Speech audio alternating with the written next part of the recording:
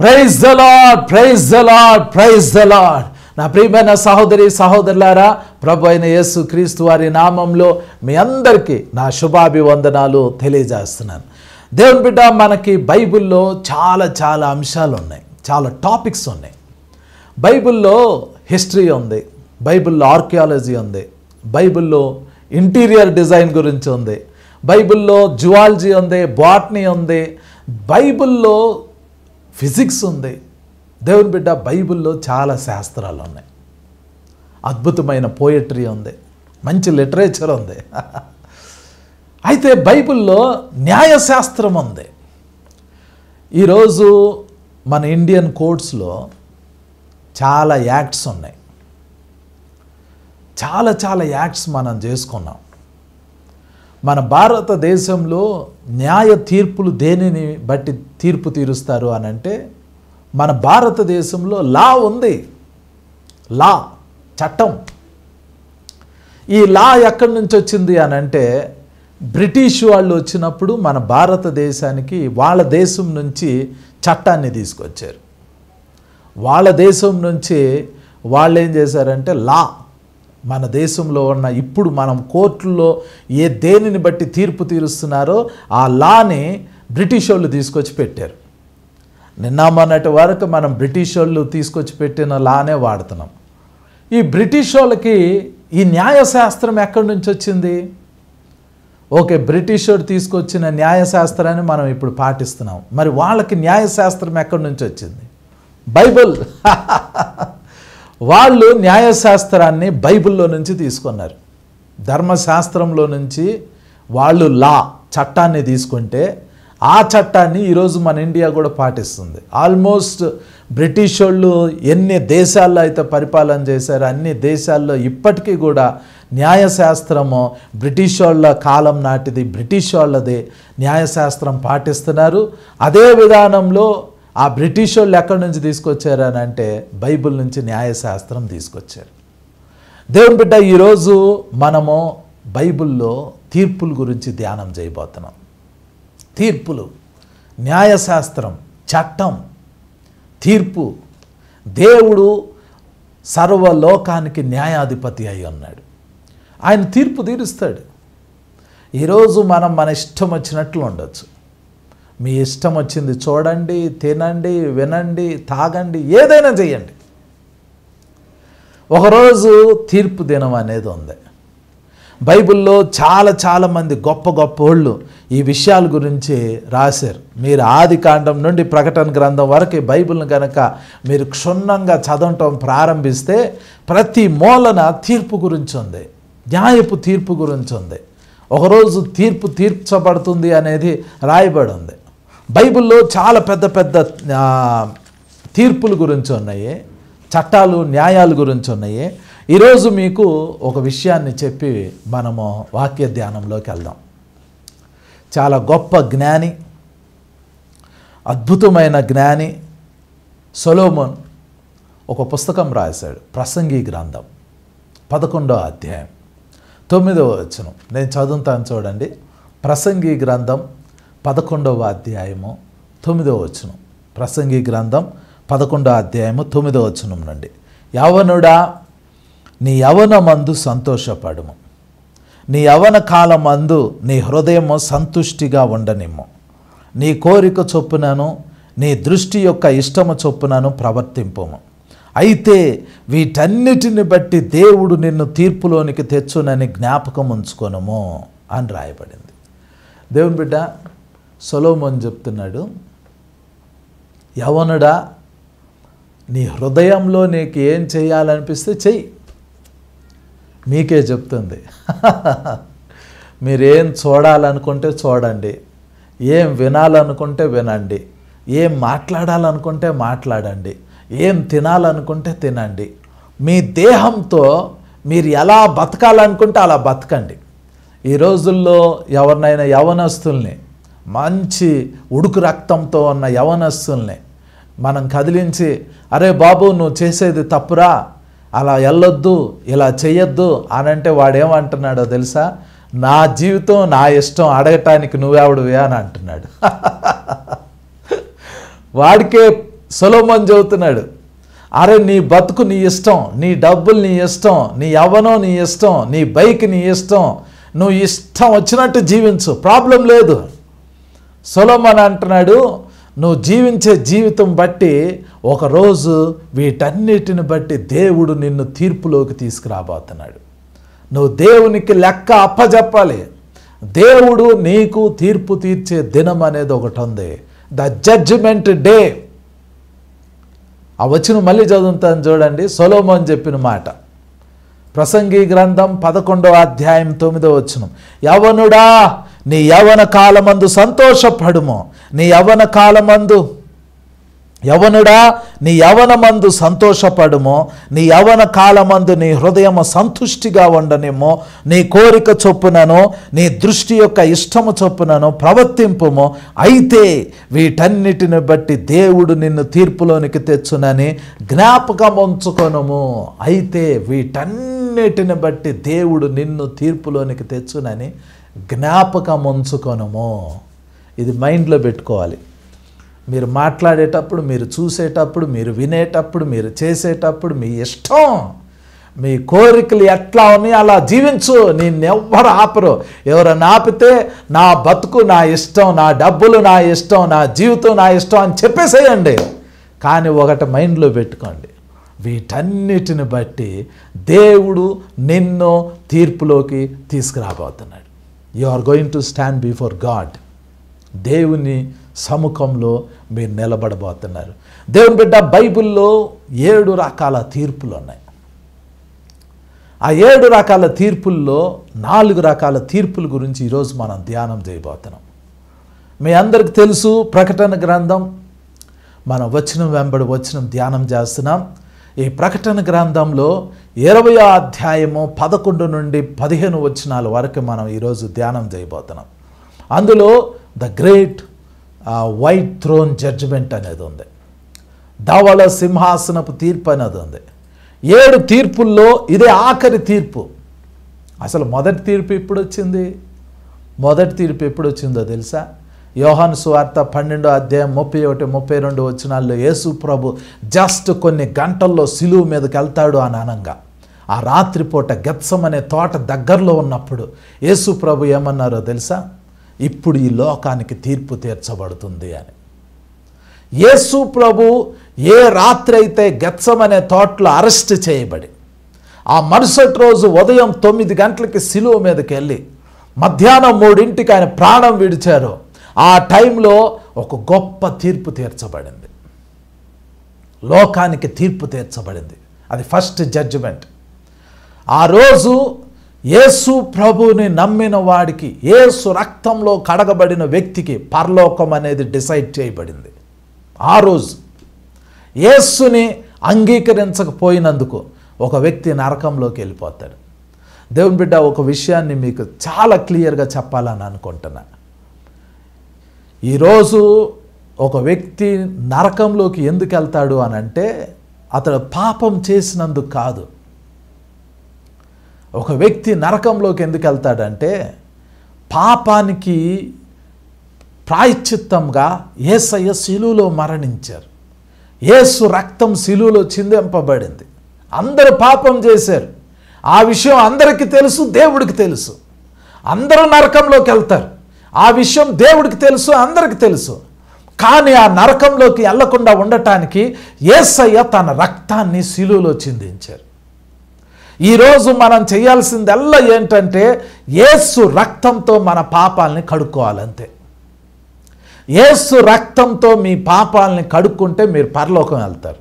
యేసు రక్తంతో మీ పాపాన్ని కడుక్కోకపోతే నరకానికి వెళ్తారు. అంతే. ఇంకా అందులో ఇంకా వేరే ఆప్షన్ లేదు. యేసే మార్గము, యేసు రక్తమే మనల్ని పరలోకం తీసుకుని వెళ్ళిద్ది. యేసు తప్ప ఇంకొక మార్గం లేదు. మీరు పాపం చేసినందుకు నరకానికి వెళ్ళరు. పాప క్షమాపణ పొందనందుకు నరకానికి వెళ్తారు.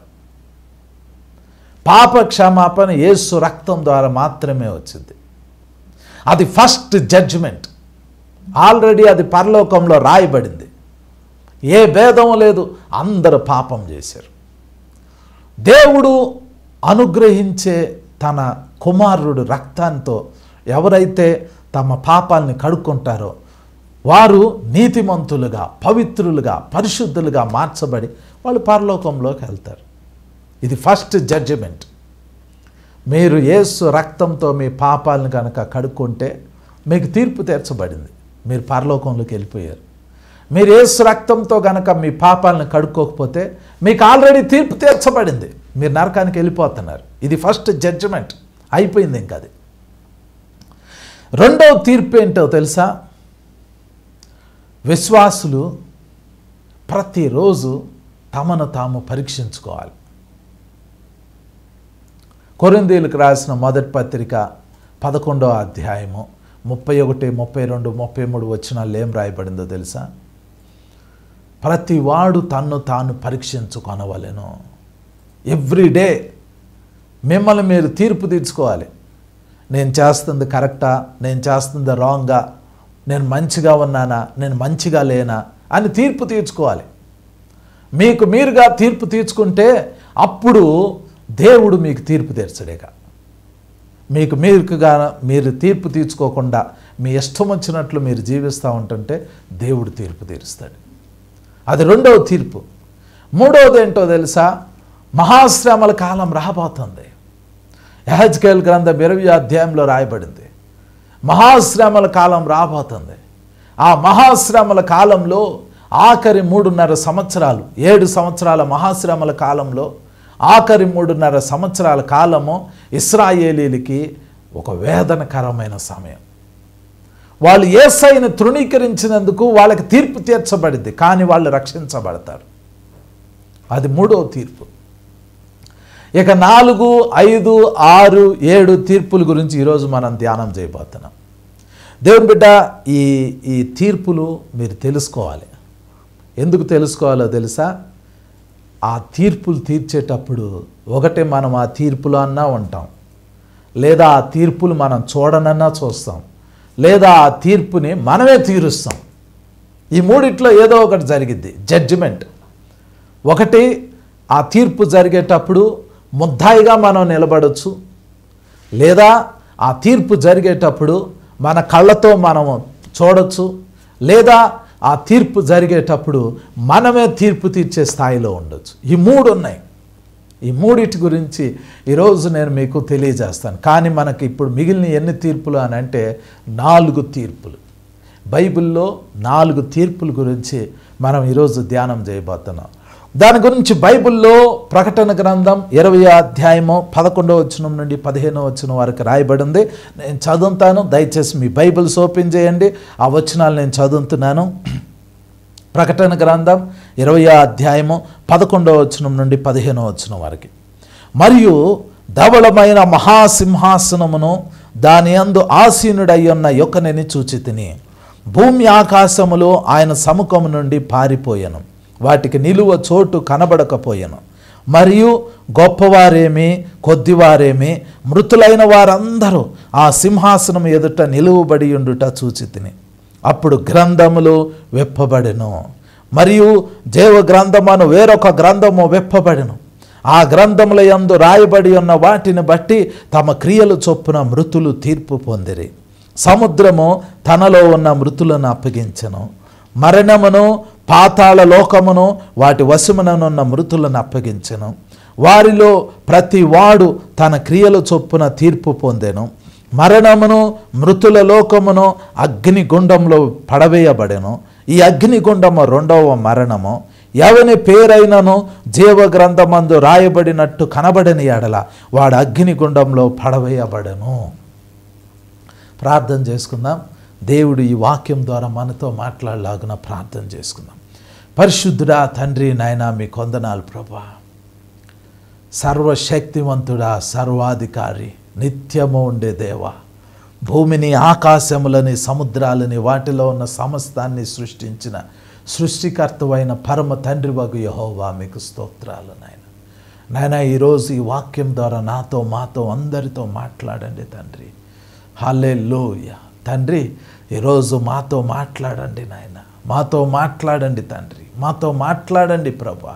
నీ గొప్ప అభిషేకం నాయన మాతో ఉంచమని నాతో మాతో అందరితో మీరు మాట్లాడమని యేసు నామంలో ప్రార్థించి వేడుకొంచున్నాం తండ్రి. ఆమేన్, ఆమేన్, ఆమేన్. Thank you Jesus. దేవుని బిడ్డ, ఈరోజు ఒక ప్రాముఖ్యమైన అంశం ఇది, తీర్పు.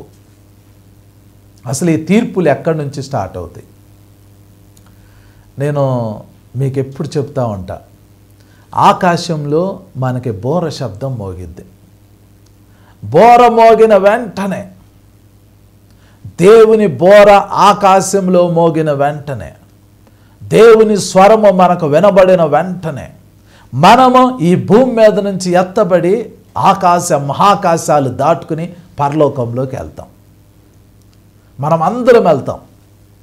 నీతిమంతుడైన మొట్టమొదట చనిపోయిన హేబేలు మొదలుకొని ఈ సంఘం ఎత్తబడే దినం వరకు ఆ ఆఖరి మనిషి ఎవరైతే ఉంటారో, పాత నిబంధనలో భక్తులైనా కొత్త నిబంధనలో భక్తులైనా, మీరైనా నేనైనా ఎవరైనా బతికి ఉన్నా చనిపోయినా, మీరు గనక యేసు రక్తంతో మీ పాపాలు కడుక్కొని ఉంటే, లేదా పాత నిబంధనలో వాళ్ళు నిబంధనల ప్రకారము వాళ్ళు నీతిమంతులై ఉంటే, ఆకాశంలో బోరమోగిన వెంటనే, దేవుని స్వరము మనకు వినబడిన వెంటనే, యేసయ్య సంఘాన్ని భూమి మీదకి నుండి తీసుకెళ్ళటానికి మేఘాల మీదకు వచ్చిన వెంటనే ఈ భూమి మీద నుంచి మనం అందరం ఎత్తబడి, సమాధులు తెరవబడి, మృతులైన వారు కూడా నీతిమంతులై రక్షణ పొందిన మృతులైన వాళ్ళందరూ కూడా లేపబడి, వాళ్ళందరూ కూడా మేఘాల మీదకు వచ్చి అక్కడి నుంచి ప్రభువుతో కలిసి మనం పరలోకంలోకి వెళ్తాం. పరలోకంలోకి వెళ్ళిన తర్వాత ఫస్ట్ టైం మనం తండ్రి అయిన దేవుణ్ణి చూస్తాం, ఆ పరలోకాన్ని చూస్తాం. అది అయిపోయిన తర్వాత పరలోకంలో మనము కొన్ని నెలల పాటు ఉండాలి. దాదాపుగా 3.5 సంవత్సరాల పాటు పరలోకంలో మనం ఉంటాం. మరి ఆ పరలోకంలో ఉండినప్పుడు ఏం జరిగిద్ది? ఫస్ట్ మనం పరలోకంలోకి వెళ్ళిన తర్వాత మనకు ఒక తీర్పు ఉండిద్ది. ఇది ఫస్ట్ జరిగే తీర్పు. ఆ తీర్పు గురించి ఎక్కడ రాయబడింది? కొరింథీయులకు రాసిన 2వ పత్రిక 5వ అధ్యాయము 10వ వచనం. కొరింథీయులకు రాసిన 2వ పత్రిక 5వ అధ్యాయము 10వ వచనం నేను చదువుతున్నాను, చూడండి. ఎందుకనగా తాను జరిగించిన క్రియల చొప్పున అవి మంచివైనను సరే చెడ్డవైనను సరే దేహముతో జరిగించిన వాటి ఫలమును ప్రతివాడును పొందినట్లు మనమందరమును క్రీస్తు న్యాయపీఠం ఎదుట ప్రత్యక్షము కావలయను అని రాయబడింది. క్రీస్తు న్యాయపీఠం ఎదుట ప్రత్యక్షం కావాలను. క్రీస్తు న్యాయపీఠం ఎక్కడుంది? పరలోకంలో ఉంది. మనందరం ఎక్కడికి వెళ్తాం? పరలోకం వెళ్తాం. పరలోకం వెళ్ళినప్పుడు మనమందరం యేసు ప్రభు ఎదుట నిలబడతాం. యేసు ప్రభు మనల్ని పిలుస్తారు. పిలిచినప్పుడు ఆయన మనకి తీర్పు తీరుస్తాడు. ఏ బేసిస్ మీద తీర్పు తీరుస్తాడు? ఎలా తీర్పు తీరుస్తాడు? మనందరం అక్కడ తీర్పు తీర్చబడితే మరి మనందరం అక్కడ నుండి నరకానికి వెళ్తామా? నరకానికి వెళ్ళేది ఏం లేదు. ఎత్తబడిన ప్రతి వ్యక్తి పరలోకంలోకి వెళ్తాడు. పరలోకంలోకి వెళ్ళిన తర్వాత ఇక అక్కడ నుండి నరకానికి వెళ్తాం అనేది ఇక లేదు. నరకం అనేది ఇక మనకు లేదు. కానీ మనకు తీర్పు ఉంది. ఆ రోజు మీ పేరునో నా పేరునో అక్కడ యేసు ప్రభు క్రీస్తు న్యాయపీఠం ఎదుట మనమందరం నిలబడినప్పుడు ఒక్కొక్కల పేరు పిలవబడింది. మనం సింహాసనం దగ్గరికి వెళ్తాం, న్యాయపీఠం దగ్గరికి వెళ్తాం. అప్పుడు తీర్పు జరిగిద్ది. దేని గురించి తీర్పు జరిగిద్ది? 10వ వచనం, కొరింథీయులకు రాసిన మొదటి పత్రిక 5వ అధ్యాయము 10వ వచనం మళ్ళీ చదువుతున్నాను, చూడండి. ఎందుకనగా తాను జరిగించిన క్రియల చొప్పున అవి మంచివైనను సరే చెడ్డవైనను సరే దేహముతో జరిగించిన వాటి ఫలమును ప్రతివాడును పొందునట్లును అని రాయబడింది. దేహముతో జరిగించిన పనులు. దేహంతో మనం కొన్ని పనులు చేసాం. ఎప్పటి నుంచి? మనం పుట్టినప్పటి నుండి కాదు. మనం పుట్టినప్పటి నుండి అందరం పాపం చేసాం. ఎందుకంటే బైబిల్ చెబుతుంది ఏ భేదమో లేదు, అందరూ పాపం చేశారు, దేవుడు అనుగ్రహించే మహిమను పొందలేకపోతున్నారు. అందరూ పాపం చేశారు. కాబట్టి మనం పుట్టినప్పటి నుండి మనం చేసిన పాపాలన్నీ దేవుడు మనకు అక్కడ చూపించడు. కానీ ఎప్పటి నుంచి లెక్కలు ప్రారంభమవుతాయి అని అంటే, మనము రక్షణ పొందిన దినం నుండి.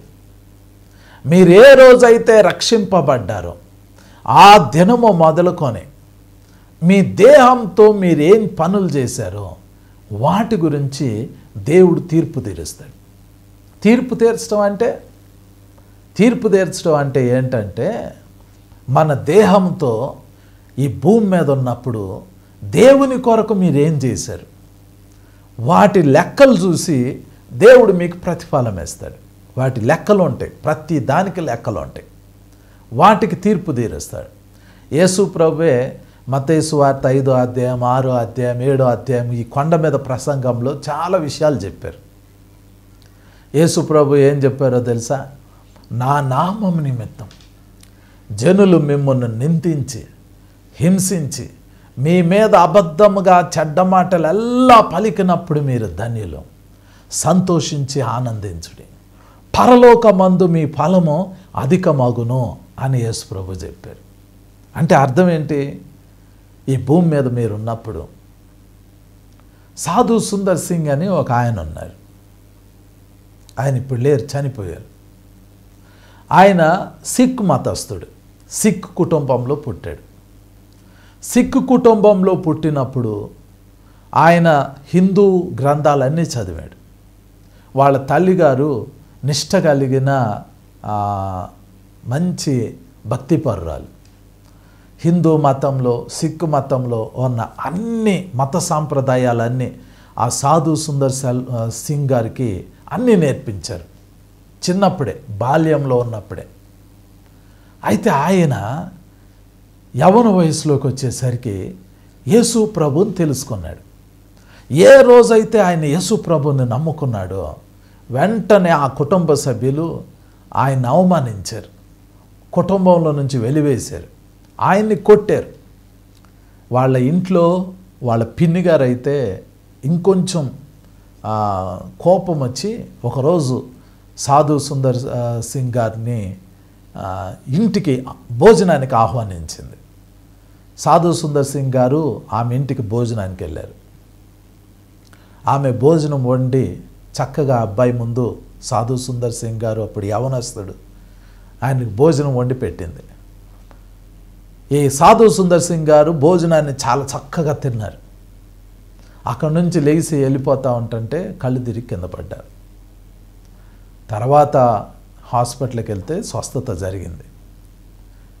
ఏం జరిగింది అని అంటే, ఆ పిన్ని గారికి ఈయన సాధు సుందర్ సింగ్ గారు యేసు ప్రభుని నమ్ముకున్నారు అని ఆ పిన్ని గారు ఏం చేశారంటే, ఆమె ఇతనికి భోజనంలో విషం కలిపి పెట్టేసేసింది. ఇప్పుడు యేసుక్రీస్తు ప్రభు వారిని నమ్ముకున్నందుకు, అతడు సిక్ మతంలో పుట్టినందుకు, వాళ్ళ మతంలో ఎవరో అంతకుముందు యేసు ప్రభుని నమ్ముకోలేదు కాబట్టి ఈయన నమ్ముకున్నందుకు వాళ్ళ కులానికి వాళ్ళ మతానికి ఈయన మచ్చ తెచ్చాడు అని చెప్పి వాళ్ళు భావించి సాధు సుందర్ సింగ్ గారిని కొట్టారు, హింసించారు, భోజనంలో విషం కలిపెట్టారు, ఇంట్లో నుంచి వెళ్ళగొట్టేశారు, ఆస్తిలో చిల్లి గవ్వ ఇవ్వలేదు, అంతా తోసేశారు. ఇదంతా దేనికోసం అంటే కేవలం యేసు ప్రభుని నమ్ముకున్నందుకు, కేవలం యేసు ప్రభుని నమ్ముకున్నందుకు. కొంతమందిని కొడుతున్నారు, కొంతమందిని తిడుతున్నారు, కొంతమంది అవమానిస్తున్నారు, కొంతమందిని ఇంట్లో నుంచి వెళ్ళగొడుతున్నారు. ఈరోజు చాలామంది కుటుంబాల్లో రక్షణ పొందిన వాళ్ళు ఆదివారం రోజు వాళ్ళు చర్చెస్కి రాలేరు, ఎందుకంటే వాళ్ళ ఇంట్లో ఒప్పుకోట్లా. కానీ వాళ్ళు ఏదో ఒకటి చెప్పి చర్చికి వస్తున్నారు, దేవుని వాక్యం వింటున్నారు, దేవుని సన్నిధిలో వాళ్ళు కొంత సమయం గడిపి మళ్ళీ రహస్యంగా వెళ్ళిపోతున్నారు. ఆ విషయం వాళ్ళ ఇళ్లలో తెలిస్తే వాళ్ళని కొడుతున్నారు, తిడుతున్నారు. క్రిస్టియానిటీ అనేది కేవలం ఈ లోకంలో జీవించడానికి మాత్రమే కాదు. పౌలు ఒక మాట అంటాడు, కొరింథీయులకు రాసిన మొదటి పత్రిక 15వ అధ్యాయము 19వ వచనం. ఒకసారి నేను చదువుతాను చూడండి. కొరింథీయులకు రాసిన మొదటి పత్రిక 15వ అధ్యాయము 19వ వచనం. ఈ జీవిత కాలము మట్టుకే మనము క్రీస్తునందు నిరీక్షించు వారమైన ఎడల మనుషులందరికంటే దౌర్భాగ్యులమయ్యుందుము అని రాయబడింది. పౌలు గారు ఏం చెప్తున్నారు అని అంటే, క్రిస్టియానిటీ అనేది కేవలం ఈ జీవిత కాలానికి మాత్రమే కాదు. అంటే ఏంటి? యేసు ప్రభుని నమ్ముకుంటే మీకు ఉద్యోగం వచ్చింది, యేసు ప్రభుని నమ్ముకుంటే మీకు పెళ్ళయిద్ది, యేసు ప్రభుని నమ్ముకుంటే మీకు పిల్లలు పుడతారు, యేసు ప్రభుని నమ్ముకుంటే మీకు ఒక ఇల్లు వచ్చింది, యేసు ప్రభుని నమ్ముకుంటే మీకు ఆశీర్వాదం వచ్చింది అని చెప్తే ఎవరైనా యేసు ప్రభుని నమ్ముకుంటారు. కానీ క్రిస్టియానిటీ అనేది కేవలము ఈ లోక సంబంధమైనది కాదు. ఈ లోకంలో యేసు ప్రభుని నమ్ముకున్నందుకు ఇల్లు పోగొట్టుకుంటాం, ఉద్యోగం పోయిద్ది, కుటుంబ సభ్యులు విడిచిపెడతారు. ఈ లోకంలో యేసు ప్రభుని నమ్ముకున్నందుకు ఎన్నో శ్రమలు వస్తాయి. ఈ లోకంలో 33 కోట్ల మంది దేవతలు దేవుళ్ళు ఉంటే వాళ్ళల్లో ఏ ఒక్కళ్ళని నమ్ముకున్న రాని కష్టము శ్రమ ఒక యేసు ప్రభుని నమ్ముకున్న వ్యక్తికి వస్తాయి. యేసు ప్రభుని నమ్ముకుంటే ఈ లోకంలో శ్రమలు ఉన్నాయి, అవమానాలు ఉన్నాయి, నిందలు ఉన్నాయి. మరి దానివల్ల ఉపయోగం ఏంటి? ఉపయోగం ఏంటి అని అంటే, రేపు మనము సంఘం ఎత్తబడినప్పుడు ఈ భూమి మీద నుంచి ఎత్తబడి పరలోకానికి వెళ్తే క్రీస్తు న్యాయపీఠం ఎదుట మనం నిలబడినప్పుడు యేసయ్య కోసం మీరు శ్రమ పడినందుకు ఆ రోజు యేసయ్య మిమ్మల్ని మెచ్చుకుంటారు, బహుమానం ఇస్తారు, మహిమనిస్తారు, తన కుడి పక్కన కూర్చోబెట్టుకుంటారు. అది మహిమ, అది నిరంతరం ఉండే మహిమ. క్రీస్తు న్యాయపీఠపు తీర్పది, అది ఫస్ట్ ప్రారంభమైంది. మనం పరలోకం వెళ్ళిన వెంటనే క్రీస్తు న్యాయపీఠపు తీర్పు ఎదుట మనం నిలబడతాం. మరి ఈరోజు చాలామంది సువార్తకి గుప్పిళ్ళు విప్పుతున్నారు, సువార్త ప్రకటించడం కొరకు తమ దశంభాగాలు ఇస్తున్నారు, తమ కానుకలు ఇస్తున్నారు. వాటన్నిటికీ ఈ భూమి మీద వాళ్ళకేం ప్రతిఫలం వచ్చి ఉండొచ్చు, రాకపోయి ఉండొచ్చు. కానీ రేపు పరలోకం వెళ్ళిన తర్వాత యేసు ప్రభు మీరిచ్చిన ప్రతి కానుకకి ఆయన ప్రతిఫలం ఇస్తారు, అక్కడ బహుమానం ఇస్తారు యేసు ప్రభు. మీరు పరలోకం వచ్చిన తర్వాత మీరు నిందింపబడినా, మీరు ఏం చేసినా, మీరు యేసయ్య కోసం ఏదైనా కానుకిచ్చినా రేపు ఆ క్రీస్తు న్యాయపీఠం ఎదుట మనకు బహుమానాలు ఉంటాయి. యేసు ప్రభు చెప్పారు తన శిష్యుల్ని ఆ సువార్తకు పంపించేటప్పుడు, మత్తయి సువార్త 10వ అధ్యాయంలో, శిష్యుడని ఈ చిన్నవారిలో ఎవరికైనా గిన్నెడు చన్నీళ్ళు ఇస్తే చాలు, వారు తమ ప్రతిఫలం ఏ మాత్రం పోగొట్టుకోరు అని యేసు ప్రభు చెప్పారు. అంటే ఈయన సేవకుడు కాబట్టి ఈయనకు ఒక గ్లాస్ వాటర్ ఇద్దాం అని జస్ట్ వాటర్ ఇస్తే చాలు, ఆ సేవకుడు ఆ వాటర్ తాగినందుకు పరలోకంలో పుస్తకంలో ఆ మాటలు రాయబడతాయి. నీ పొరుగు వాళ్ళకి హెల్ప్ చేసినప్పుడు అది పరలోకంలో రాయబడిద్ది. నువ్వు కానుకలు ఇచ్చినప్పుడు అది పరలోకంలో రాయబడిద్ది. నువ్వు యేసు ప్రభు నామం నిమిత్తం హింసింపబడినప్పుడు అది పరలోకంలో రాయబడిద్ది. నువ్వు సువార్త ప్రకటించినప్పుడు అది పరలోకంలో రాయబడిద్ది. నువ్వు ఎవరికైనా ఏ హెల్ప్ చేసినా, యేసు నామంలో ఎవరికి ఏ హెల్ప్ చేసినా కూడా అది పరలోకంలో రిజిస్టర్ అవుతుంది. ఒక్కసారి ఈ భూమి మీద నుంచి సంఘం ఎత్తబడి పరలోకంకి వెళ్ళిన తర్వాత వీటన్నిటికి సంబంధించిన బహుమానాలు ప్రభు మీకు ఇస్తారు. అందుకని ఒక సీక్రెట్ ఏంటో తెలుసా? కుడి చేతితో చేసింది ఎడమ చేతికి తెలియకుండా చూసుకోవాలి. అది యేసు ప్రభు చెప్పారు. నువ్వు చేసే ఆ ఉపకారం, నువ్వు ఇచ్చే కానుకలు, నువ్వు చేసే అన్నీ ఇక్కడ ఈ భూమి మీద అందరికి తెలుస్తున్నాయి అనుకోండి, రేపు పరలోకం వెళ్ళిన తర్వాత నీకు వచ్చే ప్రతిఫలం ఏం లేదు. అందుకనే మీరు చేసే ఉపకారాలు కానీ, మీరు ఇచ్చే కానుకలు కానీ, మీరు చేసే మంచి పనులు కానీ ఇవేవి కుడి చేతితో చేసే ఎడమ చేతికి తెలియనీయకుండా చూసుకోండి, జాగ్రత్త పడండి. అది క్రీస్తు న్యాయపీఠం ఎదుట మనం నిలబడినప్పుడు మనం పొందుకునే గొప్ప ఆశీర్వాదాలు. అది మొదటి తీర్పు. క్రీస్తు న్యాయపీఠం ఎదుట నిలబడతాం అనేది మొదటి తీర్పు. మరి పరలోకం వెళ్ళాం, అక్కడ తీర్పులు తీర్చబడిద్ది. మన దేహంతో చేసిన ప్రతి పనికి యేసు ప్రభు ప్రతిఫలం ఇస్తాడు. అక్కడ మనకి తలకి కిరీటాలు ఉంటాయి, చేతికి ఉంగరాలు ఉంటాయి, కొత్త వస్త్రాలు వస్తాయి. దేవుడు ఏవేవో బహుమానాలు అక్కడ మనందరికి ఇస్తాడు. ఆ బహుమానాలన్నీ మనం పరలోకంలో పొందుకుంటాం. అది మొదటి తీర్పు, క్రీస్తు న్యాయపీఠపు తీర్పు. ఆ తర్వాత రెండవ తీర్పు ఒకటి ఉంది. అదేంటో తెలుసా? మనం పరలోకం వెళ్ళిపోయి మనం యేసు ప్రభుతో పరలోకంలో హ్యాపీగా ఎంజాయ్ చేస్తూ ఉండినప్పుడు ఈ భూమి మీద ఇశ్రాయేలీలు విడవబడి ఉంటారు. ఇశ్రాయేలీలకు వ్యతిరేకంగా ప్రపంచ దేశాలన్నీ తమ సైన్యాలను తీసుకుని ఇశ్రాయేలు మీద యుద్ధం చేయటానికి వస్తారు. వాళ్ళు ఎందుకు వస్తారు అని అంటే, ఈ భూమి మీద జరిగే ప్రతి శ్రమకి, హింసకి కేవలం ఇశ్రాయేలీలే కారణమని ఆ దినాల్లో ఒక ప్రోపగెండా అవుతుంది. నిన్న మొన్న Benjamin Netanyahu, Israel prime minister, America వెళ్ళి అమెరికా వైట్ హౌస్లో ఆయన ప్రసంగం చేస్తూ ఉంటుంటే, ఆ వైట్ హౌస్ బయట ప్రపంచ దేశాల నుంచి, అన్ని దేశాల నుంచి వచ్చిన చాలామంది మనుషులు ఆ వైట్ హౌస్ బయట ప్లకార్డులు పట్టుకుని బెంజమిన్ నెతన్యాహుకి, ఇస్రాయేల్కి వ్యతిరేకంగా చాలా స్లోగన్స్ అన్నారు, పలికారు. ఇస్రాయేలీలకి, బెంజమిన్ నెతన్యాహుకి వ్యతిరేకంగా మాట్లాడారు. ఎందుకంటే వ్యతిరేకత పెరుగుతుంది. ప్రపంచ దేశాలన్నీ ఇస్రాయేలుకి వ్యతిరేకం అవుతాయి, అది ప్రవచనం. ఇవన్నీ జకరియా గ్రంథం 14వ అధ్యాయం ప్రకారం ఈ దేశాలన్నీ కలిసి తమ సైన్యాలను తీసుకొని ఇస్రాయేల్ని చుట్టుముడతాయి. అప్పుడు ఇస్రాయేలీలు పారిపోతారు, ఇస్రాయేలీలు చంపబడతారు, ఇస్రాయేలీలు జైల్లో పెట్టబడతారు, ఇస్రాయేలీలు హింసింపబడతా ఉంటారు. మరి మనం ఎక్కడున్నాం? మనం పరలోకంలో ఉన్నాం. భూమి మీద ఎవరున్నారు? విడవబడిన వాళ్ళు ఉన్నారు, ఇస్రాయేలీలు ఉంటారు. ఆ విడవబడిన వాళ్ళు, ఆ ఇస్రాయేలీలు వాళ్ళు భూమి మీద ఉన్నప్పుడు ఇస్రాయేలీలు హింసింపబడతా ఉంటుంటే అప్పుడు ప్రపంచ దేశాలన్నీ దాన్ని చూస్తూ ఉంటాయి. అయితే ఇక్కడ ఒక ఆశ్చర్యమైన విషయం ఒకటి ఉంది. సంఘం ఎత్తబడింది, పరలోకంలోకి వెళ్ళిపోయాము.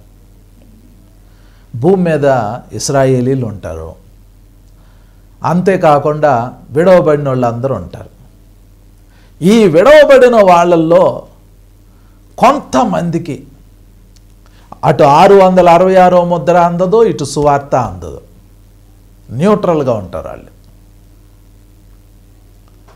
వీళ్ళు సంఘం ఎత్తబడిన తర్వాత విడవబడిన గుంపులో వీళ్ళు ఉండినప్పుడు ఆ దినాన కేవలం జోర్డాన్ ప్రాంతంలో, ఎందుకంటే బైబిల్ ప్రవచనం ఉంది, ఇప్పుడున్న జోర్డాన్, దాన్ని ఒకప్పుడు మోయాబ్ అన్నారు, ఆమోన్ అన్నారు, ఏదోమ అన్నారు. ఈ ఇస్రాయేలు దేశాన్ని విడిచిపెట్టి అక్కడి నుండి ఏదోము ప్రాంతంలోకి పారిపోయి వస్తారు. ఏదోము అని అంటే ఇప్పుడున్న సౌత్ జోర్డాన్, అక్కడ పెట్రా అనే ఒక ప్లేస్ ఉండిద్ది. ఇస్రాయేలీలు మహాశ్రమల కాలంలో ఆ పెట్రా ప్రాంతంలోకి వెళ్ళి దాక్కుంటారు. కొంతమంది జైల్లో ఉంటారు. అయితే ఈ జోర్డాన్ ప్రాంతంలో ఉన్న ఈ ఏదోం వాళ్ళు కానివ్వండి, మోయాబు వాళ్ళు కానివ్వండి, ఆమోను వాళ్ళు కానివ్వండి, ఈ 3 జాతులు వాళ్ళు, ఆమోను, మోయాబు, ఏదోము, ఈ 3 జాతులు వాళ్ళు ఇశ్రాయేలీని చేర్చుకుంటారు. కొంతమంది ఇశ్రాయేలీని చేర్చుకోరు. అప్పుడు క్రీస్తు విరోధి ప్రభుత్వం ఉండిద్ది. ఈ క్రీస్తు విరోధి ఏం చేస్తాడంటే ఇశ్రాయేలీని దొరికిన వాళ్ళని దొరికినట్టు చంపుతాడు. కాబట్టి అప్పుడు ఇశ్రాయేలీలు పారిపోతూ ఉంటారు. ఈ మోయాబు ప్రాంతానికి, ఆమోను ప్రాంతానికి, ఏదోము ప్రాంతానికి పారిపోయి వచ్చిన ఈ ఇశ్రాయేలీల్ని మోయాబు వాళ్ళు, ఆమోను వాళ్ళు, ఏదోము వాళ్ళు వీళ్ళు చేర్చుకుంటారు. వీళ్ళని చేర్చుకుంటారు. మరి ఆ రోజు ఏమైద్దో తెలీదు. కొద్ది రోజుల క్రితము ఇరాన్ దేశము దాదాపుగా 300 డ్రోన్లని ఇశ్రాయేలు దేశం మీదకు పంపిస్తే యోర్దాను వాళ్ళే ఇశ్రాయేలు మీదకు వస్తున్న ఆ డ్రోన్స్ని, ఆ మిసైల్స్ని, వాటిని వాళ్ళు డౌన్ చేసేసారు, నిర్వీర్యం చేసేసారు. వాటిని ఎదుర్కొన్నారు. యోర్దాను వాళ్ళు ఇశ్రాయేలు పక్షంగా నిలబడ్డారు. ఆ రోజు యోర్దాన్ అనేది ఇస్లాం కంట్రీ. అది రేపు యాంటీ క్రైస్ట్, క్రీస్తు విరోధి వచ్చినప్పుడు కూడా యోర్దాను వాళ్ళు క్రీస్తు విరోధికి సపోర్ట్ చేయరు. అది బైబిల్ ప్రవచనం. అది ఇశ్రాయేలీలు పారిపోయి యోదోములో దాక్కుంటారు. అయితే ఇశ్రాయేలీలు ఆ మహాశ్రమల కాలంలో కొంతమంది హాస్పిటల్లో ఉంటారు, కొంతమంది జైల్లో ఉంటారు, కొంతమంది చెరసాల్లో ఉంటారు, పారిపోతారు, కొంతమంది చంపబడతారు. మరి మనం ఎక్కడున్నాం? మనం పరలోకంలో ఉంటాం. అప్పుడు ఇశ్రాయేలీలు ఆ శ్రమలు తట్టుకోలేక, ఆ మహాశ్రమల ముగింపు వచ్చేసరికి తమ 2 చేతుల ఆకాశం వైపెత్తి దేవునికి ప్రార్థన చేస్తారు. దేవుణ్ణి అడుగుతారు, అయ్యా నువ్వు మా కొరకు రక్షకుడిని పంపించావు, మెస్సయాన్ని పంపించావు, కానీ మేము మెస్సయాన్ని నమ్మలేదు. మేము సిలువేశాం, మేము చంపేశాం, మేము తృణీకరించాం. అయ్యా ఇప్పుడు ఈ క్రీస్తు విరోధి మా మెస్సయాన్ని మేము నమ్మాం, వాడు మమ్మల్ని హింసిస్తున్నాడు, వాడు తనను తాను దేవుడిగా హెచ్చించుకుంటున్నాడు, ఇప్పుడు మమ్మల్ని రక్షించండి, రక్షించండి అని ఈ ఇశ్రాయేలీలు తమ 2 చేతుల ఆకాశం వైపెత్తి దేవునికి మొరపెడితే అప్పుడు యేసుక్రీస్తు ప్రభు వారిని తండ్రి అయిన దేవుడు మరలా ఈ భూమి మీదకి తెల్లని గుర్రం మీద పంపిస్తారు. యేసు ప్రభు వస్తారు, ఆయనతో పాటు సంఘం అంతా కూడా తెల్లని గుర్రాలు ఎక్కి ఈ భూమి మీదకి వస్తుంది. వచ్చిన వెంటనే యేసు ప్రభు ఈ క్రీస్తు విరోధిని, అబద్ధ ప్రవక్తని, వాళ్ళిద్దరిని పట్టుకుని బతికి ఉండగానే అగ్ని గంధకాలతో మండే గుండంలో పడేస్తాడు. సాతాన్ని తీసుకెళ్ళి చెరసాల్లో 1000 సంవత్సరాలు బంధిస్తాడు. ఆ వచ్చిన మహాసైన్యం, ఇశ్రాయేలీలకు వ్యతిరేకంగా వచ్చిన మహాసైన్యం అంతటిని కూడా యేసు ప్రభు చిత్తుగా ఓడించేసి వాళ్ళందరినీ చంపేస్తాడు. వాళ్ళ శరీరాలన్నీ అక్కడ పడిపోయి ఉంటాయి, వాళ్ళ రక్తం దారులుగా పోతుంది. అప్పుడు ఇశ్రాయేలీలందరినీ యేసు ప్రభు గ్యాదర్ చేస్తారు. ఈ గ్యాదర్ చేసేటప్పుడు యేసు ప్రభు ఏం గమనిస్తారంటే, ఇశ్రాయేలీలు పారిపోయారు మరి క్రీస్తు విరోధి పెట్టే హింసలు భరించలేక. ఎక్కడెక్కడికి పారిపోయారు? కొంతమంది ఆమోను ప్రాంతంలోకి వెళ్ళారు, కొంతమంది మోయాబు ప్రాంతంలోకి వెళ్ళారు, కొంతమంది ఏదోము ప్రాంతంలోకి వెళ్ళారు. ఆయా ప్రాంతాల్లోకి వెళ్ళారు. ఆ ప్రాంతాల్లో క్రీస్తు విరోధికి అధికారం లేదు, క్రీస్తు విరోధి అక్కడికి వెళ్ళలేడు. అక్కడున్న ప్రజలకి క్రీస్తు విరోధికి సంబంధం ఉండదు. వాళ్ళు ఆ రోజు ఇశ్రాయేలీని తీసుకొచ్చి యేసు ప్రభుకి అప్పగిస్తారు. అప్పుడు యేసు ప్రభువు ఒక తీర్పు తీరుస్తాడు. దానినే గొర్రెలు మేకలు తీర్పు అని అంటారు. అది ఎక్కడ రాయబడింది? మత్తయి సువార్త 25వ అధ్యాయం. మత్తయి సువార్త 25వ అధ్యాయము 31వ వచనం నుండి చదువుతున్నాను చూడండి. మత్తయి సువార్త 25వ అధ్యాయము 31వ వచనం నుండి. తన మహిమతో మనుష్య కుమారుడును ఆయనతో కూడా సమస్త దూతలను వచ్చినప్పుడు ఆయన తన మహిమ గల సింహాసనం మీద ఆసీనుడై ఉండును. అప్పుడు సమస్త జనములు ఆయన ఎదుట పోగు చేయబడుదురు. గొల్లవాడు మేకలలో నుండి గొర్రెలను వేరుపరచునట్లు ఆయన వారిని వేరుపరచి తమ కుడి వైపున గొర్రెలను ఎడమ వైపున మేకలను నిలవబెట్టును. అప్పుడు రాజు తన కుడి వైపున ఉన్న వారిని చూచి, నా తండ్రి చేత ఆశీర్వదింపబడిన వారులారా, లోకము పుట్టినది మొదలుకొని మీ కొరకు సిద్ధపరచబడిన రాజ్యమును స్వతంత్రించుకొనడి. నేను ఆకలి గొంటిని, మీరు నాకు భోజనము పెట్టితిరి. దప్పిగొంటిని, నాకు దాహమిచ్చితిరి. పరదేశీనయ్యుంటిని, నన్ను చేర్చుకొంటిరి. దిగంబరినయ్యుంటిని, నాకు బట్టలిచ్చితిరి. రోగినయ్యుంటిని, నన్ను చూడవచ్చితిరి. చెరసాలలో ఉంటిని, నా యొద్దకు వచ్చితిరని చెప్పును.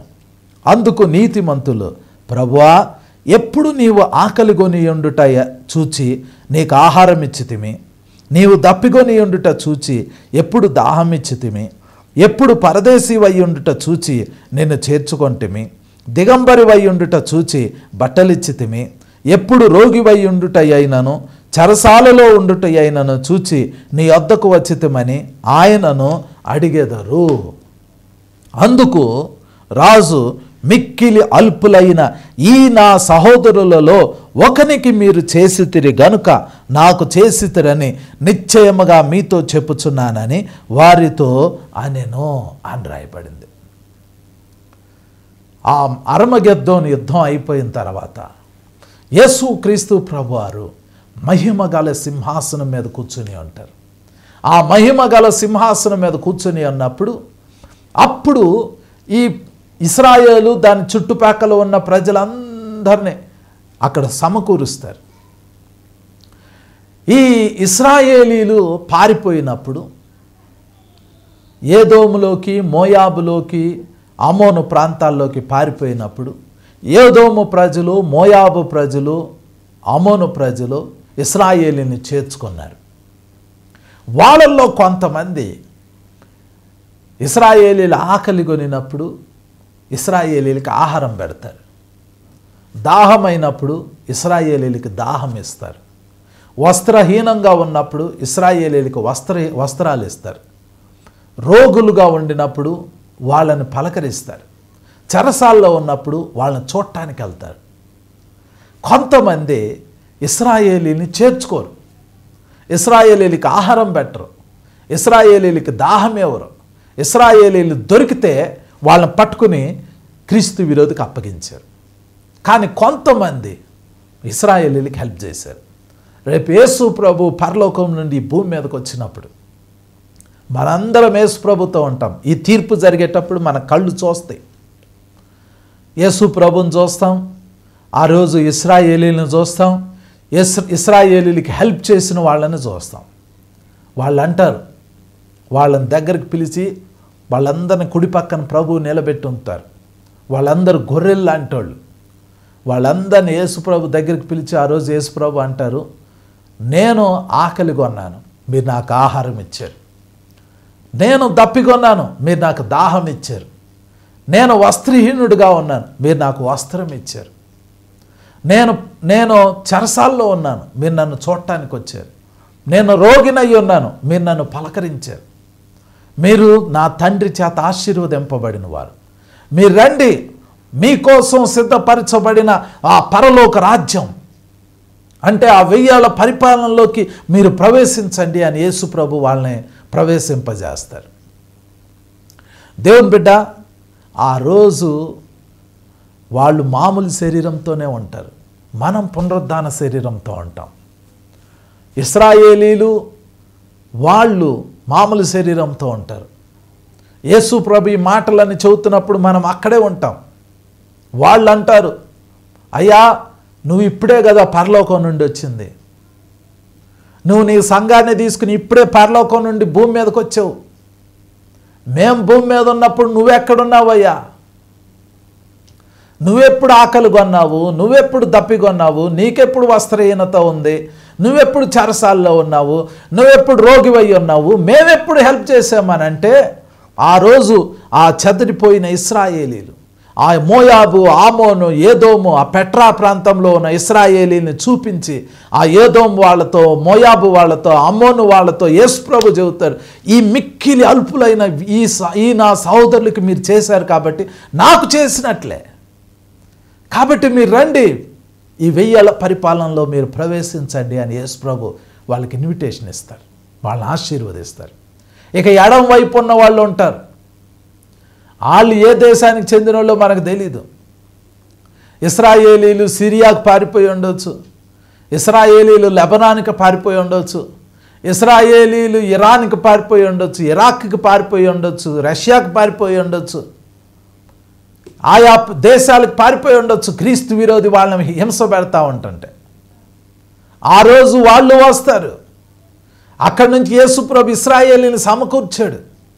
మరి వాళ్ళు వచ్చారు, వాళ్ళతో యేసు ప్రభు అంటారు, నేను ఆకలి కొన్నా, నేను దప్పిక కొన్నా, నేను వస్త్రహీనుడిగా ఉన్నా, నేను చెరసాల్లో ఉన్నా, నేను రోగినై ఉన్నా, మీరు నాకు ఆహారం ఇలా, నీళ్లు పెట్ల, వస్త్రం ఇలా, రోగినై ఉన్నప్పుడు చూడటానికి రాలా, చెరసాల్లో ఉన్నప్పుడు చూడటానికి రాలా, పైగా వీళ్ళు దొరికినప్పుడు, ఇశ్రాయేలీలు దొరికినప్పుడు వాళ్ళని పట్టుకుని క్రీస్తు విరోధి యొక్క ఆర్మీకి అప్పగించి వాళ్ళని చంపేపించారు, హింసించారు. మీరు శపింపబడిన వారు, మీరు అపవాదికిని వాడి దూతలకిని సిద్ధపరచబడిన అగ్నిగుండంలోకి వెళ్ళండి అని వాళ్ళతో చెప్తాడు. వాళ్ళు అంటారు, అయ్యా నువ్వెప్పుడు మా దగ్గరకు వచ్చావు, నువ్వెప్పుడు ఆహారం ఆకలి కొని ఉండి మా దగ్గరికి వచ్చావు, నువ్వెప్పుడు దప్పికొని ఉండి మా దగ్గరికి వచ్చావు, నీకెప్పుడు వస్త్రహీనత ఉంది, నువ్వెప్పుడు చెరసాల్లో ఉన్నావు, నువ్వెప్పుడు రోగివై ఉన్నావు, మిమ్మల్ని చూడటానికి మేమెప్పుడు రాలేదు అని అంటే, అప్పుడు ఆ రోజు ఇశ్రాయేలీని చూపించి వీళ్ళు మీ దేశంలోకి పారిపోయి వచ్చారు, మీ ప్రాంతాల్లోకి పారిపోయి వచ్చారు. క్రీస్తు విరోధి వాడి సైన్యము వీళ్ళని హింసిస్తున్నప్పుడు వాళ్ళు పారిపోయి మీ దేశాల్లోకి వచ్చారు. వాళ్ళకి మీరు వస్త్రం ఇలా, ఆహారం పెట్ల, వాళ్ళని మీరు చేర్చుకోలా, వాళ్ళని మీరు చెరసాల్లో ఉండినప్పుడు పలకరించలా, మిక్కిలు అల్పులైన వీళ్ళకి మీరు చేయలేదు కాబట్టి నాకు చేయనట్టే, కాబట్టి మీరు శపింపబడిన వాళ్ళు, సాతానికి వాడి అనుచరులకి సిద్ధపరచబడిన అగ్నిగుండంలోకి వెళ్ళండి అని వాళ్ళకి చెబుతారు. ఇది ఆ రోజు జరగబోయే రెండవ తీర్పు. మొదటి తీర్పు ఏంటి? విశ్వాసులందరూ పరలోకం వెళ్ళినప్పుడు ఎత్తబడిన సంఘంలో మనం ఉన్నప్పుడు అది మనకు తీర్పు తీర్చబడే సమయం. అప్పుడు మనం క్రీస్తు న్యాయపీఠం ఎదుట నిలబడతాం. ఇది మహిమగల సింహాసనపు తీర్పు. ఈ తీర్పు అప్పుడు యేసు ప్రభు భూమి మీద వీళ్ళకి తీర్పు తీరుస్తారు. ఒకటి పరలోకంలో తీర్చబడింది, ఒకటి భూమి మీద తీర్చబడింది. ఈ తీర్పు ఇక్కడ భూమి మీద తీర్చబడింది. ఆ తర్వాత 1000 ఏళ్ల పరిపాలన ప్రారంభమైంది. మరి 1000 ఏళ్ల పరిపాలన అయిపోయింది. ఈ మొదటి తీర్పుతో 1000 ఏళ్ల పరిపాలన ప్రారంభమైంది.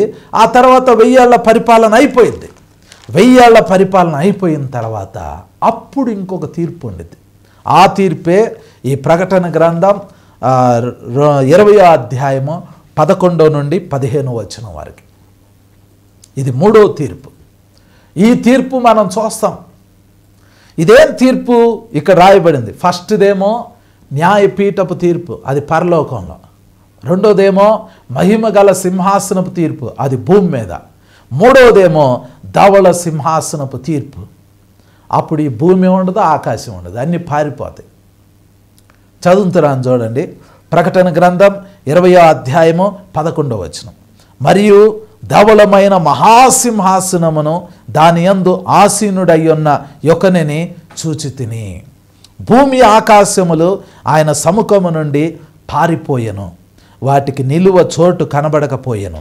మరియు గొప్పవారేమి కొద్దివారేమి మృతులైన వారందరూ ఆ సింహాసనం ఎదుట నిలవబడి ఉండుట చూచితిని. అప్పుడు గ్రంథములు వెప్పబడెను, మరియు జీవ గ్రంథమను వేరొక గ్రంథము వెప్పబడెను. ఆ గ్రంథముల యందు రాయబడి ఉన్న వాటిని బట్టి తమ క్రియల చొప్పున మృతులు తీర్పు పొందిరి అని రాయబడింది. ఇది 1000 ఏళ్ల పరిపాలన అయిపోయిన తర్వాత జరిగే ధవళ సింహాసనపు తీర్పు. అసలు ఈ తీర్పు ఏంటి? ఈ తీర్పు ఎవరికి? ఈ తీర్పు ఎవరికి అని అంటే, మొట్టమొదటి మనిషి అయిన ఆదాము మొదలుకొని ఆఖరి మనిషి భూమి మీద ఎవరైతే పుడతారో ఈ మనుషులందరికీ ఈ తీర్పు ఉండిద్ది. ఈ తీర్పులో ఎవరెవరు ఉంటారు అని అంటే, పాత నిబంధనలో ఎవరైతే నీతిమంతులు కారో వాళ్ళందరూ ఉంటారు. కొత్త నిబంధనలో ఎవరైతే రక్షణ పొందలేదో అందరూ ఉంటారు. అందరూ ఒక్క ఎత్తబడిన సంఘంలో ఉన్న మనము ఇశ్రాయేలీలు తప్ప ఎవరైతే రక్షణ లేకుండా అనీతిమంతంగా ఉన్నారో వాళ్ళు చనిపోయినా బ్రతికిన వాళ్ళందరూ ఈ తీర్పులో ఉంటారు. ఇది ధవళ సింహాసనపు తీర్పు. ఈ తీర్పులో గ్రంథములు విప్పబడతాయి. ఈ తీర్పు అప్పుడు గ్రంథములు విప్పబడతాయి. దీన్నే ద జడ్జిమెంట్ డే అంటారు, విమర్శ దినము అంటారు. యేసు ప్రభు ఈ దినం గురించి మత్తయి సువార్త 11వ అధ్యాయంలో 12వ అధ్యాయంలో చెప్పారు. ఆయన కెపర్నహూములో చాలా అద్భుతాలు చేశాడు. కొరాజీనా, బెత్సైదాలో అద్భుతాలు చేశారు. ఆయన ఏ ఏ ప్రాంతాల్లో అద్భుతాలు చేశాడో ఆ ప్రజలు మారు మనసు పొందకపోవటం చూసి యేసు ప్రభు వాళ్ళని గద్దిస్తా, కొరాజీనా, బెత్సైదా ఆ పట్టణాలని గద్దిస్తా, నువ్వు ఆకాశం మటుకు హెచ్చింపబడదువా, నువ్వు పాతాళం వరకు తగ్గింపబడతావు. విమర్శ దినమున నీ గతి కంటే సొదొమ గొమొర్రా వాళ్ళ గతి ఓర్వ తగినదై ఉండును అని అంటారు. విమర్శ దినము, విమర్శ దినము, విమర్శ దినము. మీరు మత్తయి సువార్త 11, 12 అధ్యాయాలు, 2 అధ్యాయాలు చదవండి. ఈ 2 అధ్యాయాల్లో ఎక్కువగా మనుష్యుడు మాట్లాడు ప్రతి వ్యర్థమైన మాటను గురించి విమర్శ దినమందు లెక్క అప్పగింపవలెను. 12:36లో విమర్శ దినము అనే పదం వాడారు యేసుప్రభు. ఆ విమర్శ దినం ఏంటంటే ఈ ధవళ సింహాసనపు తీర్పు. ఈ తీర్పు ఎలా జరిగిద్ది అని అంటే, ఆ రోజు భూమి ఉండదు, ఆకాశం ఉండదు, 1000 ఏళ్ల పరిపాలన అయిపోయింది. ఆ రోజు తెల్లని సింహాసనం ఉండిద్ది, దాని మీద దేవుడు కూర్చుని ఉంటాడు. ఆయన ముందు పుస్తకాలు తీసుకొచ్చి దేవదూతలు కుప్పలు కుప్పలుగా కుమ్మరిస్తారు. ఒక్కొక్క పుస్తకం ఓపెన్ అయింది. ఎవరైతే రక్షణ పొందలేదో, ఎవరైతే నీతిమంతులు కారో, ఆదాము మొదలుకొని భూమి మీద పుట్టిన ఆఖరి మనిషి వారికి ఒక్కొక్కరి పేరు పిలువబడినప్పుడు ఒక్కొక్కరు వెళ్ళి ఆ సింహాసనం ఎదుట నిలబడతారు. ఆ రోజు వాళ్ళు పునరుద్ధాన శరీరంతో నిలబడతారు. ఒసామా బిన్ లాడన్ని చంపేసినప్పుడు అమెరికా వాళ్ళు అతని శరీరాన్ని తీసుకెళ్లి సముద్రంలో పడేశారు. చాలామంది ఓడల్లో ప్రయాణిస్తా వాళ్ళ శరీరాలు సముద్రంలో మునిగిపోయినాయి. చాలామంది ఓడ పగిలిపోయినప్పుడు, సముద్రంలో చనిపోయినప్పుడు శరీరాలు సముద్రంలో తేలుతున్నాయి. చాలామంది సముద్రంలో చేపల వేటకెళ్ళినప్పుడు వాళ్ళు చెప్పే మాట ఏంటంటే, సముద్రం లోతుకి లోతుకి లోతుకి కొన్ని కిలోమీటర్ల దూరం లోతుకెళ్తే సముద్రంలో శవాలు అలా తేలుతూ ఉంటాయి అంట. అక్కడక్కడ రోజుకు ఒక శవాన్నైనా చూస్తారు. సముద్రంలో పడి ఎంతోమంది చనిపోయారు. వాళ్ళ శరీరాలన్నీ చేపలు తినేసినాయి. వాళ్ళ ఆత్మలు అవి గనక రక్షణ పొందిన వాళ్ళు అయితే పరలోకంలోకి వెళ్ళి రక్షణ లేకపోతే అవి పాతాళంలోకి వెళ్తాయి.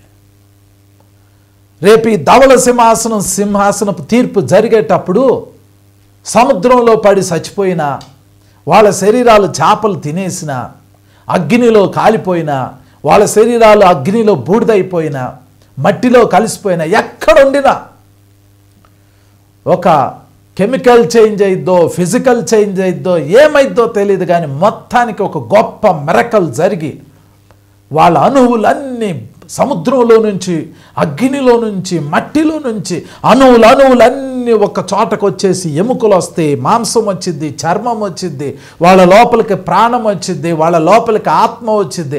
అది పాతాళంలో ఉంటే ఆ పాతాళంలో ఉన్న ఆత్మ వాళ్ళ లోపలికి వచ్చిద్ది. వాళ్ళు ఒక్కొక్కళ్ళు వచ్చి ధవళ సింహాసనం ఎదుట నిలవబడతారు. వాక్యం చదువుతున్నాను చూడండి. ప్రకటన గ్రంథం 20వ అధ్యాయం 13వ వచనం. సముద్రము తనలో ఉన్న మృతులను అప్పగించెను.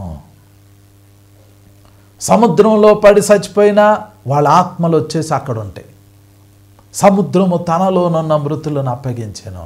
ఒక మిస్టరీ ఏంటంటే, సముద్రం కింద కూడా కొన్ని ఆత్మలు ఉన్నాయి అని చెప్తారు. దాని గురించి ఒక పెద్ద సబ్జెక్ట్ ఉంది. సముద్రము తనలో ఉన్న మృతులను అప్పగించెను, మరణమును పాతాళ లోకమును వాటి వశమునున్న మృతులను అప్పగించెను, వారిలో ప్రతి వాడును తన క్రియల చొప్పున తీర్పు పొందెను. సముద్రము, మరణము, మృతుల లోకము, పాతాళము, వాటిలో ఉన్న అందరి ఆత్మలు వచ్చేసేసి ధవళ సింహాసనం ఎదుట నిలబడతారు. వాళ్ళ పుస్తకాలు తెరవబడతాయి, ఒక్కొక్కళ్ళ పేరు చదవబడిద్ది. అందులో మనం ఉండము, ఎందుకంటే మనం ఆల్రెడీ రక్షించబడ్డాం. మనకు తీర్పు అయిపోయింది. న్యాయపీఠం ఎదుట మనం నిలబడ్డాం, మనకు బహుమానాలు వచ్చినాయి, మనం తీసుకున్నాం. తర్వాత భూమి మీదకి వచ్చాం, 1000 ఏళ్ల పరిపాలనలో ఉన్నాం. 1000 ఏళ్ల పరిపాలన అయిపోయిన తర్వాత ఈ తీర్పు. ఇది ఎవరికంటే మొదటి పునరుద్ధానంలో ఎవరికైతే పాలు కలగలేదో వాళ్ళు రెండవ పునరుద్ధానంలో పాలు పొందుతారు. ఆ రెండవ పునరుద్ధానంలో లేపబడిన వాళ్ళు 1000 ఏళ్ల పరిపాలన అయిన తర్వాత రెండవ పునరుద్ధానంలో వీళ్ళు లేపబడ్డారు. ఆ రెండవ పునరుద్ధానంలో వీళ్ళు ఉన్నారు. వీళ్ళందరికీ దేవుడు తీర్పు తీరుస్తాడు. ఆ రోజు ఒక్కొక్కరికి తీర్పు తీరుస్తాడు. వాళ్ళ క్రియల చొప్పున తీర్పు తీరుస్తాడు. వాళ్ళు ఏం చూశారో, వాళ్ళు ఏం మాట్లాడారో, ఏం విన్నారో, ఈ దేహంతో ఏం చేశారో అన్నీ ఆ రోజు సినిమా చూపించినట్టు మొత్తం అన్నీ చూపిస్తారు. చూపించిన తర్వాత వాళ్ళల్లో కొంతమంది ఏమంటారంటే, అయ్యా చాలా బాగుంది, అంతా బాగుంది, మాకు సువార్త అందలేదు, మాకు గనక సువార్త అందినట్టుగైతే మేము కూడా రక్షించబడేవాళ్ళమే, సువార్త మా ప్రాంతానికి రాలేదు, మరి మమ్మల్ని తీర్పు తీర్చి మమ్మల్ని నరకానికి పంపిస్తావా అని అంటారు. మాకు సువార్త అందలేదు, మాకు ధర్మశాస్త్రం అందలేదు అని అంటారు. అప్పుడు దేవుడు దేనిని బట్టి తీర్పు తీరుస్తాడు? మీకు అర్థమైందా? ఒక వ్యక్తి రక్షించబడాలి అని అంటే ఆ వ్యక్తికి సువార్త అందించాలి. సువార్త లేకపోతే మరి ఆ వ్యక్తి ఎలా తీర్పు తీర్చబడతాడు? దానికి ఒక వచనం ఉంది. రోమాపత్రిక 2వ అధ్యాయం, రోమాపత్రిక 2వ అధ్యాయం 14వ వచనం నుండి చదువుతున్నాను. రోమాపత్రిక 2వ అధ్యాయం 14వ వచనం. ధర్మశాస్త్రం లేని అన్యజనులు స్వాభావికముగా ధర్మశాస్త్ర సంబంధమైన క్రియలను చేసిన ఎడల వారు ధర్మశాస్త్రం లేని వారైనను తమ క్రియల చొప్పున ధర్మశాస్త్రమైనట్టున్నారు. అట్టి వారి మనస్సాక్షి కూడా సాక్ష్యమిచ్చుచుండగాను వారి తలంపులు ఒకదాని మీద ఒకటి తప్పు మోపుచు లేక తప్పు లేదని చెప్పుచుండగాను ధర్మశాస్త్రం సారము తమ హృదయముల యందు రాయబడినట్టు చూపుచున్నారు. దేవుడు నా సువార్త ప్రకారము యేసుక్రీస్తు ద్వారా మనుష్యుల రహస్యములను విమర్శించు దినమందు ఇలాగు జరుగును అని రాయబడింది. ఆ ధవళ సింహాసనం తీర్పు దేనిని బట్టి జరిగిద్ది అని అంటే, మొట్టమొదటిది వాళ్ళకి గనక ధర్మశాస్త్రం అందలేదు, సువార్త అందలేదు, దేవుని వాక్యాన్ని అందలేదు. వాళ్ళకి దేవుని వాక్యం లేదు, సువార్త లేదు, ధర్మశాస్త్రం లేదు. మరి వాళ్ళకి తీర్పు ఎలా వచ్చింది? తీర్పు ఎలా వచ్చింది అని అంటే, వాళ్ళ మనస్సాక్షి, వాళ్ళ తలంపులు. వాళ్ళు మంచి చేసేటప్పుడు ఆ మనస్సాక్షి వాళ్ళని మెచ్చుకునేది. వాళ్ళు చెడు చేస్తున్నప్పుడు మనస్సాక్షి వాళ్ళ మీద నేరం మోపిద్ది. ఇస్కరియోతు యూదా ఉరేసుకోవటానికి గల కారణం ఏమిటో తెలుసా? తన మనస్సాక్షి నేరం మోపింది. నీతిమంతుణ్ణి అప్పగించావు అని తన మనస్సాక్షి ఇస్కరియోతు యూదా మీద నేరం మోపింది. అందుకనే ఇస్కరియోతు యూదా పోయి ఉరి పెట్టుకున్నాడు.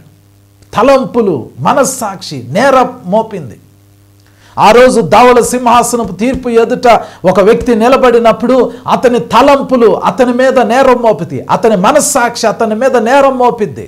నువ్వు నీ మనస్సాక్షి ప్రకారం జీవించలేదు, నీకు సువార్త అందలేదు, నీకు ధర్మశాస్త్రం అందలేదు, నీకు వాక్యం అందలేదు, మరి నీ మనస్సాక్షి చెప్పిన మాట నువ్వెందుకెన్లా? దానిని బట్టి నీ పాపము తేటపరచబడింది. ఇక ధర్మశాస్త్రం ప్రకారం పాపం చేసిన వాళ్ళకి ధర్మశాస్త్ర ప్రకారం తీర్పు వచ్చింది. వాక్యానుసారంగా జీవించిన వాడికి వాక్యానుసారంగా తీర్పు వచ్చింది. సువార్త ప్రకారంగా జీవించినోడికి సువార్త ప్రకారంగా తీర్పు వచ్చింది.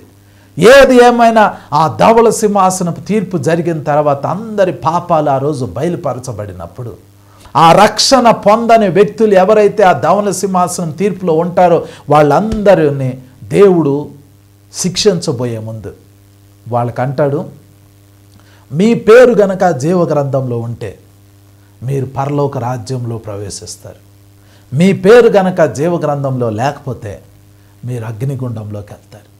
ఇదే 2వ మరణం. మీ పేరు జీవగ్రంథంలో ఉందో లేదో చూసుకోండి అంటారు. ఆ రోజు జీవగ్రంథం కూడా ఓపెన్ అవుతుంది. ఆ వచనం చదువుతున్నాను చూడండి. ప్రకటన గ్రంథం 20వ అధ్యాయం 15వ వచనం. ప్రకటన గ్రంథం 20వ అధ్యాయము 15వ వచనం.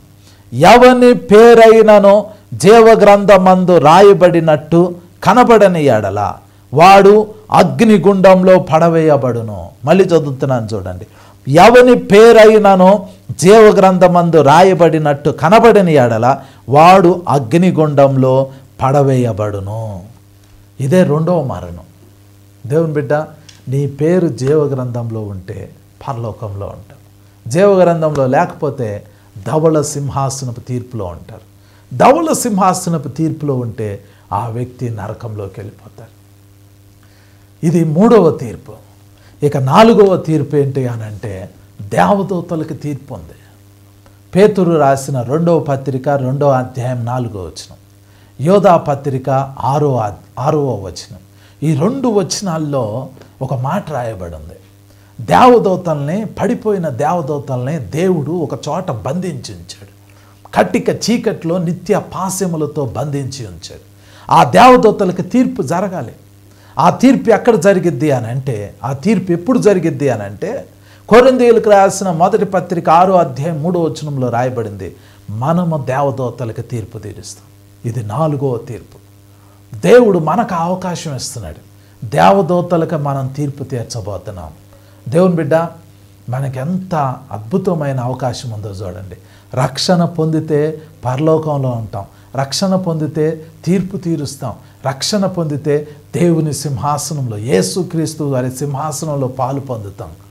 ఇంత గొప్ప రక్షణ మనం నిర్లక్ష్యం చేస్తే ఎలాగూ తప్పించుకుంటాం. ఈ సువార్త విలువ ఈరోజు మీకు తెలియదు. ధవళ సింహాసనం ఎదుట నిలబడినప్పుడు యేసు రక్తం ఆ రోజు అడిగితే, క్షమాపణ అడిగితే ఆ రోజు ఉండదు. ఈరోజే యేసు రక్తంతో మన పాపాలని కడుక్కోవాలి. పాపాలని కడుక్కొని, యేసు రక్తంతో మీ పాపాలు కడుక్కొని మీరు ప్రాయశ్చిత్తంగా మీ జీవితాన్ని ప్రభువుకు సమర్పిస్తే మీరు పరలోకంలో ఉంటారు. అట్టి కృప పరిశుద్ధాత్మ దేవుడు మనందరికీ దయచేయనుగాక. ఆమేన్.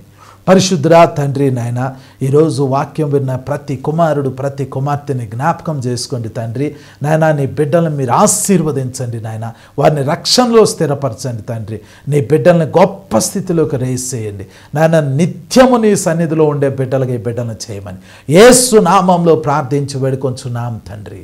ఆమేన్, ఆమేన్, ఆమేన్.